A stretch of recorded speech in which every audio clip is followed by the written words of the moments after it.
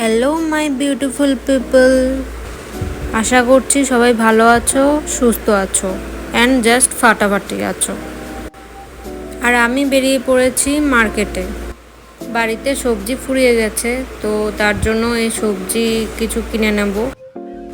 আর এখান থেকে নিয়ে নেব তেল, সাবান, শ্যাম্পু, কিছু গ্রসারি আইটেম। বাড়িতে চলে এসেছি, এখন লাঞ্চের প্রিপারেশন রেডি করতে হবে। তাহলে চলো কি কি করি আজকে লাঞ্চে।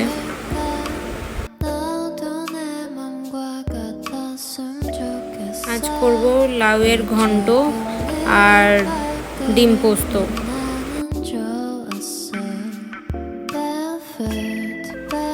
আর প্রথমেই লাউয়ের ঘন্টটা তৈরি করে নেব। তাহলে চলো শুরু করা যাক রান্না। কড়াইতে ফোড়ন দিয়ে দিয়েছি, এখন দিয়ে দেবো লাউটা কেটে রেখেছি।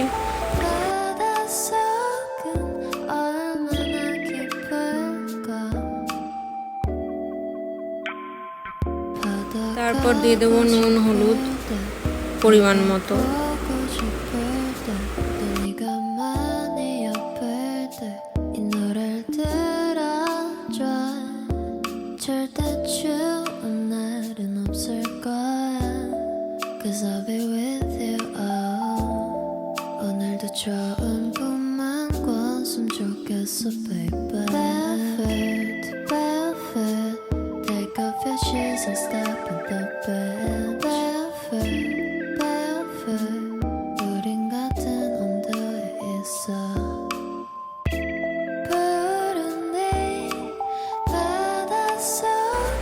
লাউটা ভাজা ভাজা হয়ে আসলে দিয়ে দেবো চিনি।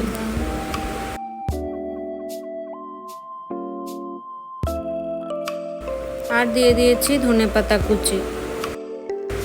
আমি এই লাউয়ের ঘন্টতে ধনেপাতা দিয়েই করি, কারণ ধনেপাতা দিলে তার একটা অ্যারোমা আসে তরকারি থেকে, তো আমার খুব ভালোই লাগে। লাউটা খুব সুন্দর ছিল, আর আলাদা করে জল দিতে হয়নি, কারণ লাউয়ের থেকে অনেকটা জল বেরিয়ে আসছিল, তো সিদ্ধ হয়ে গেছে। এবার নামিয়ে দেবো। এবার নেক্সট প্রিপারেশন, ডিম পোস্তটা করব। তো ডিম সিদ্ধ করে এইভাবে কেটে রেখেছি, এখন নুন হলুদ অ্যাড করে দেবো।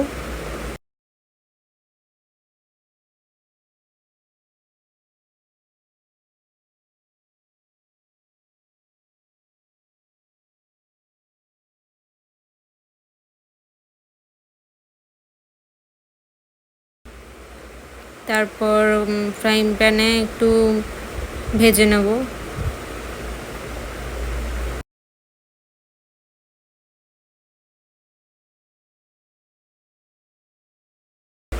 কড়াইতে তেল দেওয়ার পর দিয়ে দেবো 5 ফোড়ন, শুকনো লঙ্কা, তেজপাতা।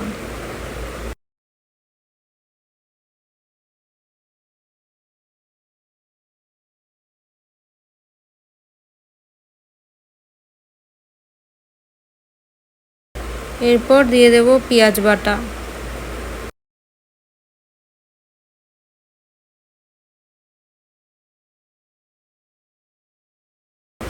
পেঁয়াজটা ভাজা ভাজা হয়ে আসলে দিয়ে দেবো হলুদ, লঙ্কার গুঁড়ো,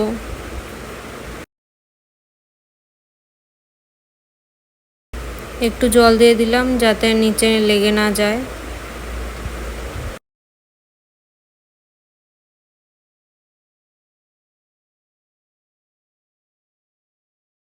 মশলা থেকে তেলটা বেরিয়ে আসলে দিয়ে দেবো চারমগজ আর পোস্ত বাটাটা দিয়ে দেবো।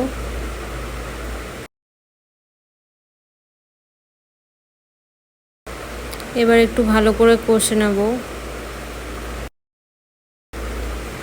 এই রান্নাটা আমি আমার শাশুড়ি মায়ের কাছ থেকে শিখেছি, তো আমার বেশিরভাগ রান্নাই আমার শাশুড়ি মায়ের কাছ থেকে শেখা। আমার শাশুড়ি মা খুব সুন্দর রান্না জানে, খুব টেস্টি হয়।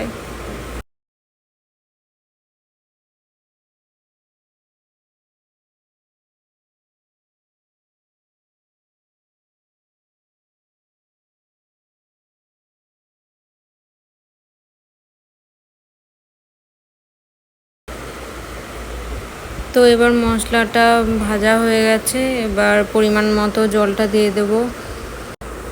মিক্সচারে যে মশলার জলটা সেটাই এবার দিয়ে দেব।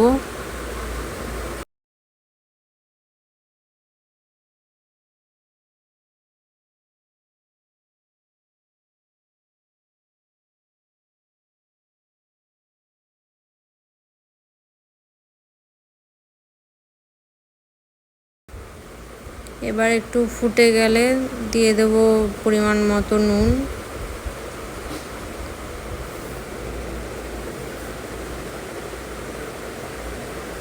আর একটু চিনি দিয়ে দেবো।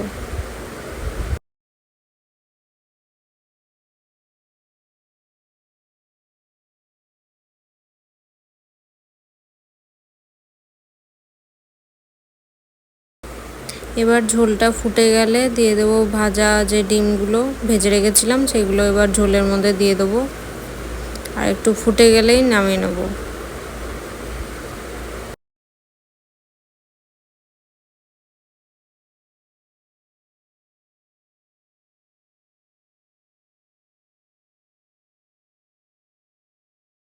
ডিম পোস্তটা হয়ে এসেছে, এবার নামিয়ে নেব।